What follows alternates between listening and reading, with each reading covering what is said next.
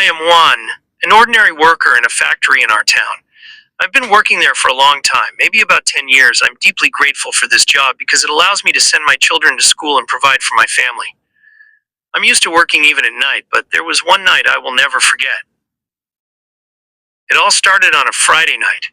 It was almost midnight, and I was the only one left in the factory. Most of my coworkers had gone home since they had plans the next day. As for me, I stayed behind to finish a report. While I was organizing some papers in the office, I noticed a cold breeze. The air conditioner was off, so I couldn't think of any reason why it was cold. Maybe it was just my imagination, or perhaps it was because I was tired. After I finished organizing the papers, I checked to make sure all the doors and windows were locked before leaving the office. When I was in the hallway, I noticed it was colder than usual. It wasn't the usual chill of the night. There seemed to be something else in the air that touched my skin. I felt an eerie sense of unease, but I tried not to pay attention to it. As I walked toward the stairs, I suddenly heard rustling from above. I stopped and listened. Maybe there's still someone here, I said to myself. I shouted, "Is there anyone there?" But there was no response. I waited for a few seconds before continuing down the stairs. But as I was going down, I heard the sound again. It was like footsteps following me. That's when my hair started to stand on end. With every step I took, the footsteps seemed to get closer. I looked behind me, but I saw nothing. I hurried down the stairs and made my way to the lobby. I quickly walked toward the exit door, but before I could reach it, I heard the sound of a woman crying. I didn't know where the crying was coming from, but it was very clear to my ears. It seemed to come from somewhere inside the factory, from a dark corner. "Juan, don't give in to fear," I told myself. "It's probably just your imagination. You're probably just tired." But as I tried to convince myself, the crying grew louder. I couldn't ignore it anymore.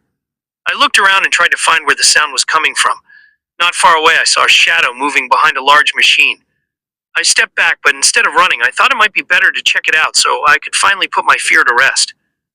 I slowly approached the machine. With each step, the sound of my own footsteps echoed on the floor. When I got closer, the crying suddenly stopped. It was silent. It was so quiet that all I could hear was the pounding of my heart. I felt around the machine, but I didn't find anything. No one was there. But why did it feel like a cold breeze passed behind me? When I turned around, I almost screamed at what I saw. A woman in white, with long hair and no face, was standing behind me.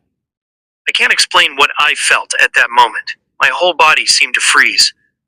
I wanted to run, but it felt like something was holding me back. "Help us," the woman softly said, staring at me with hollow eyes that seemed to be empty of life. I didn't know what to do. I felt like I lost myself. Out of sheer fear, I just closed my eyes and silently prayed.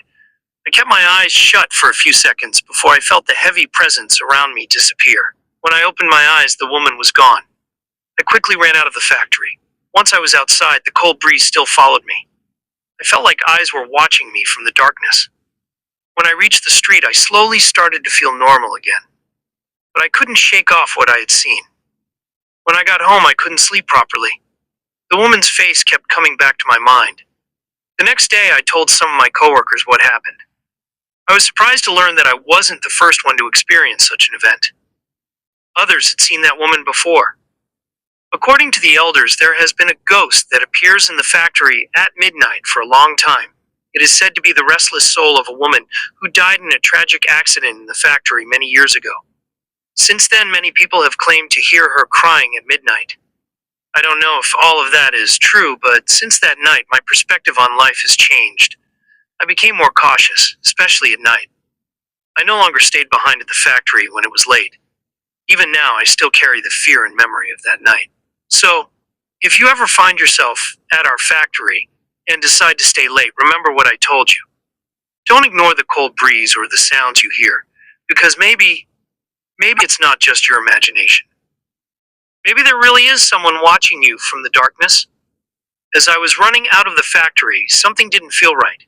It was as if some malicious presence was following each of my steps. The wind was cruelly cold, much too cold for a Friday night. It felt like something was intruding in my surroundings. I couldn't see it, but I could feel it so clearly. The shadows in the dark seemed to have a life of their own, and at every corner, it felt like there was an eye watching me. When I reached the main gate, I thought I was safe. but I couldn't help but notice a sharp sound from behind, a loud rustling as if footsteps were following me. I stopped and looked around. I didn't see anyone. The entire place was silent, only the sound of my heartbeat filling the air, but fear completely overtook my body. I tried to calm myself by rubbing my arms, but I couldn't. I still felt like someone was watching me from the darkness. As I ran, I couldn't help but recall the words of my coworkers. Don't let fear take over. Maybe they need help. I heard the voices of the elders at the factory. They said that a woman's restless soul wanders there, unable to find peace. I never thought I might be the next to experience something like this. With every step I took away from the factory, it felt like a force wanted me to return, like something was pushing me back. But I forced myself to keep going because if I didn't, I might never see the light of day again. I was on the street now, feeling the warmth of the night, but the cold wind still brushed against me. I ran until I reached home, but I still couldn't shake the feeling that something was following me. Once I was inside the house, I avoided anything that might take me back to the factory. I tried to calm myself and rest, but the face of the woman, her lifeless eyes, kept haunting my thoughts. I turned on my side and covered my head with a blanket. But before I could sleep, I still heard the sound of crying. And with every drop of rain hitting the roof, it felt like I could hear the footsteps following me. I didn't know what was happening to my mind, but one thing was certain. The fear I felt at the factory was something I couldn't escape. As I ran out of the factory, something didn't feel right. It was as if some malicious presence was following each of my steps. The wind was cruelly cold, much too cold for a Friday night. It felt like something was intruding in my surroundings. I couldn't see it, but I could feel it so clearly. The shadows in the dark seemed to have a life of their own, and at every corner, it felt like there was an eye watching me. When I reached the main gate, I thought I was safe, but I couldn't help but notice a sharp sound from behind, a loud rustling, as if footsteps were following me. I stopped and looked around. I didn't see anyone. The entire place was silent, only the sound of my heartbeat filling the air, but fear completely overtook my body. I rubbed my arms to calm myself, but I couldn't. I still felt like something was watching me from the darkness. As I ran, I couldn't help but reflect on what my coworkers had said. Don't let fear take over. Maybe they need help. I heard the voices of the elders at the factory again. They said that there was the soul of a woman who could not rest. I never thought I might be the next to experience something like this. With every step I took away from the factory, it felt like a force wanted me to return, like something was pulling me back. But I forced myself to keep moving because if I didn't, I might never see daylight again. I was on the street now, feeling the warmth of the night, but the cold wind still brushed against me. I ran until I reached home, but I couldn't shake the feeling that something was following me. Once inside the house, I avoided anything that might take me back to the factory. I tried to calm myself and rest, but the woman's face, her lifeless eyes, kept coming back to my mind. I turned on my side and covered my head with a blanket. But before I could fall asleep, I still heard the sound of crying, and with every raindrop hitting the roof, it felt like I could hear footsteps following me. I didn't know what was happening to my mind, but one thing was certain. The fear I felt at the factory was something I couldn't escape. The next day, I woke up in the middle of the night, and the fears I had the night before seemed to be still alive in my mind. As I walked toward the factory, it felt like eyes were following my every move. The fear I felt was like a wall I couldn't break through. It took hours before I could enter the factory, and at every corner, it felt like there were eyes watching me. There were people with me, but it felt like something was urging me to stay away and not go inside. But I had no choice but to keep walking. When I reached the office, I saw Pedro, one of my longtime coworkers. He noticed that I seemed off. "Juan, what happened to you? It's like there's some fear weighing on you," he asked. I tried to avoid Pedro's questions and thought maybe I just couldn't explain it. "Nothing, Pedro. I'm probably just tired," I said, but deep down I knew it wasn't just fatigue. As I worked, I couldn't shake the feeling that something unseen was around me, a presence lurking in the darkness of the factory. The sounds of rustling from above started to return in my ears. I tried to push the thoughts aside and focus on my work, but no matter what I did, I couldn't escape the feeling that shadows were watching me, the cold air moving with my every movement. As the afternoon passed, I decided to take a walk around to get some fresh air and relax. I went to the back of the factory where there were usually no people. As I walked, I felt like the shadows around me were starting to converge, as if something bad was about to happen. Suddenly, I froze. The wind blew colder, and in the distance, I saw a shadow.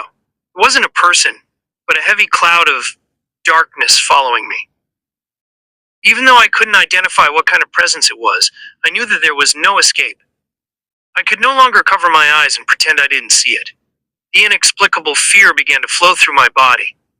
With every step I took, my anxiety grew stronger, and as I continued walking back to the factory, the rustling behind me grew louder, faster, and seemed closer. Juan, I heard a familiar voice. I stopped and looked around. I didn't see anyone. A cold wind brushed my face, and that voice returned. I didn't know where it was coming from, but it was crystal clear. Juan, help us! When I turned to the darkness, I saw the figure of the woman from the previous night, the one in white with no face. I saw her slowly approach me, but I couldn't hide or run. I felt like I turned to stone, unable to move. Juan, I need your help, the woman said as she neared me. I had no choice but to watch, my eyes unable to look away from her. Overcome with fear, I decided to run. I ran as fast as I could until I reached the plant gate, not caring about what would happen next. I didn't care about my surroundings. All I knew was I couldn't go back to the factory. When I reached the street, I almost lost all my strength. I was out of breath, but I couldn't shake off the sounds of footsteps following me. As I ran farther from the factory, it felt like cold air was brushing against my skin, and with every step, it felt like the footsteps were getting longer, chasing me. It was a feeling I couldn't escape, like something was holding me back from behind, pushing me to return. I had no strength to fight it, no clear thoughts left. A deep fear overwhelmed me. It felt like a force was pulling my body, holding me tightly with an unseen hand. I stopped in the middle of the street, and here I felt the worst of all the fears I had experienced. My vision started to fade, and the footsteps I heard were no longer my own. A harsh voice began to speak in my mind. Juan, why did you leave us? You can't help us. The voice was indescribable. It was like the cry of a soul, full of anger and sorrow. Every word that came from it felt like thorns stabbing my skin. Help us. Juan, help us, the voice repeated, and I couldn't stop myself. My body began to tremble as if some force was entering through every hole in my body, and I felt another presence inside me. It was like something had entered my body and took my soul.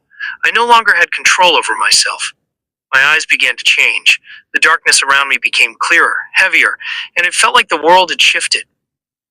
Juan, you will be next. The woman's voice came from behind me. I felt a cold breeze at my back, and when I turned around, I no longer saw myself. My body, my eyes, everything seemed replaced by a force. I saw myself, but I wasn't the one moving. I felt like a soulless puppet, and the woman, the soul that sought help, gave a smile full of malice and desire. I could no longer speak. My body felt filled with forces I couldn't explain. I almost lost consciousness, and the last thing I heard was the intense crying of the woman, the soul trapped between life and death. It seemed like an eternity passed before I felt the cold wind disappear. When I opened my eyes again, I saw myself standing on the street, but I felt like I wasn't me anymore. Was I still me?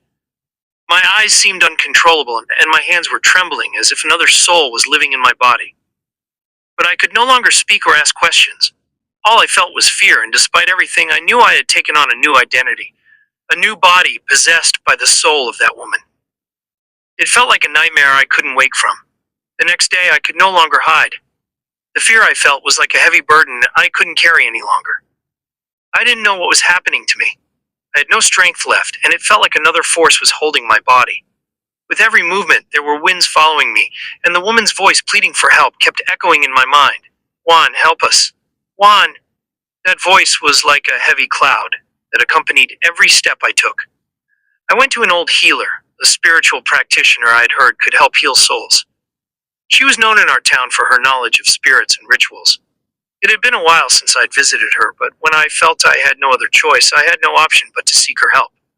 As I walked toward the healer's house, my fear intensified. It felt like eyes were following me from the darkness, and with every step the air grew colder. It was as if a soul was following me, though I couldn't see it. I felt hands brushing against my skin, and the footsteps behind me were impossible to escape. When I arrived at the healer's house, I was greeted by an old woman with long white hair. She looked at me with a serious expression. "She's here, Juan," she said. "I can feel her. The soul of the woman you saw will not allow you to simply leave her. She will return until you help her." "Can I help her?" I asked, my voice trembling with fear. "I don't know," she replied, "but we'll see." The healer led me into a small room at the back of her house. The room was filled with the scent of herbs and amulets hanging on the walls. She instructed me to sit on a small mat as she began a ritual.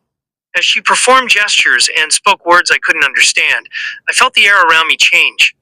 The temperature rapidly dropped, and the shadows in the room seemed to move. Then suddenly a powerful voice erupted from her mouth.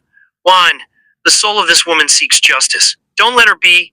I felt a strong force brush against my body. My body started to convulse, and an intense pain coursed through me.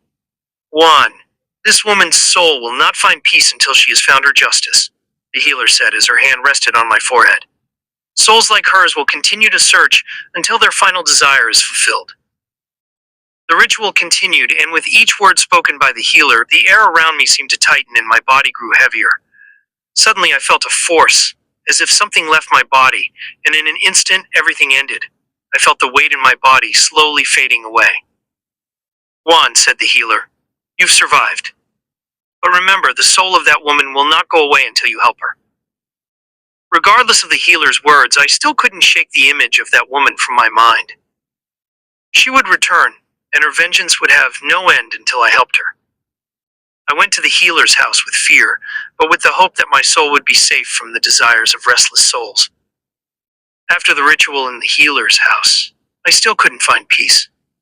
The things I felt, the voice of the woman crying, the presence of her soul constantly accompanying each step I took.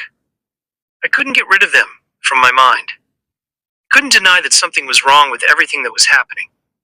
All the fear I felt served as a guide, and now I think maybe this is my chance to help. If I don't help her, I'm sure the soul of that woman won't stop. I couldn't live anymore, as if there were danger lurking at every corner. I could no longer ignore what I had heard from the healer. The soul of that woman would not find peace until she had found the justice she had been seeking for so long. I knew I couldn't avoid my mission, so I decided to listen and follow the healer's instructions. I decided to face all the fear and help her. I went to the plant, even though the memories of that night were still vivid in my mind. On that dark and cold night, I entered the plant, where all the machines and equipment seemed to be speaking a secret. There was no one else around, the only light coming from the dimming lights, and the sound of my footsteps echoing on the floor. I walked towards the place where I had last seen the woman, there in a corner of the plant filled with shadows and fear. As I got closer, I felt the cold wind coming from a dark corner. The wind seemed to carry a history of fear and unfinished stories. "Juan," the familiar voice of the woman whispered in my ear, "help us. We will wait for you." I felt as if all my strength was draining away. It was as if every step I took had a weight, and every movement of my body was being held back by something I couldn't explain. But I could no longer retreat. The woman's soul was there, and I needed to help her. I couldn't let her continue to suffer in the never-ending darkness. As I continued walking, my footsteps began to sink with the sounds of unseen feet. I couldn't cover my eyes anymore. The shadows around me started to dance, and a figure in a long white dress stood at the end of the dark path, a woman in white with long hair and no face. I focused my eyes on her and walked closer. "Why?" I asked, my voice trembling with fear. "Why me? What happened to you?" The woman looked at me, but she never avoided my gaze. Her face was featureless, but her eyes, there were none. No eyes, no light. All I could see were the shadows clinging to her. "My life ended the wrong way," the woman answered, her voice filled with longing and sorrow, "because of an accident I didn't know. They thought I was dead, but I was still alive, alive in the dark. I never found my justice, Juan. You need to help me." Her words exploded into the air, leaving an indescribable weight on my heart. The soul of that woman was seeking justice that had long been avoided, and tonight, I would be the key. I didn't know how, but I had to help her. "We'll face your past together," I said, my voice steady, though fear still accompanied each word. "If you need to find forgiveness, I will help you. And that was where a dark mission began. I didn't know what would happen, but the story of saving that woman's soul had already started. I didn't know where it would lead me, but I knew that it was my duty now to bring justice to a restless soul. After enduring intense trials and the fear that continued to surround my body, I carried on with my mission to help the soul of that woman who could not find peace. Every step I took was filled with anxiety, but the justice she needed to attain kept pushing me forward. As part of my promise to her, I searched for stories from the past, witnesses, and any information that would shed light on her tragedy. Before long, I discovered the details of the accident that took her life, an unexpected tragedy that occurred in the plant, a mistake that led to her death. But the painful part was that the plant owners and her coworkers ignored it. They thought the life of a simple worker didn't matter. The night grew deeper, and I performed a final ritual for her. I wanted to help her, give her justice, and bring her peace. Amid the darkness and silence of the plant, I prayed and wished that I could convey her story so that her soul might find justice. Suddenly, as I prayed, the wind grew stronger, and the surroundings began to change. The lights in the plant flickered, and in an instant I felt the presence of the woman behind me. I turned and I saw her standing there, silently, her white dress swaying in the wind. Her face, which had once been featureless, began to change. Light filled her eyes, and in those eyes I saw gratitude, happiness, and peace that she had long been seeking. Juan, the woman's voice was gentle, and there was a trace of tears. Thank you so much. Because of you, I have found justice. After all the years of suffering, I have learned that not everything remains in the dark. Thank you for giving me a chance. I stood quietly, unable to believe what had happened.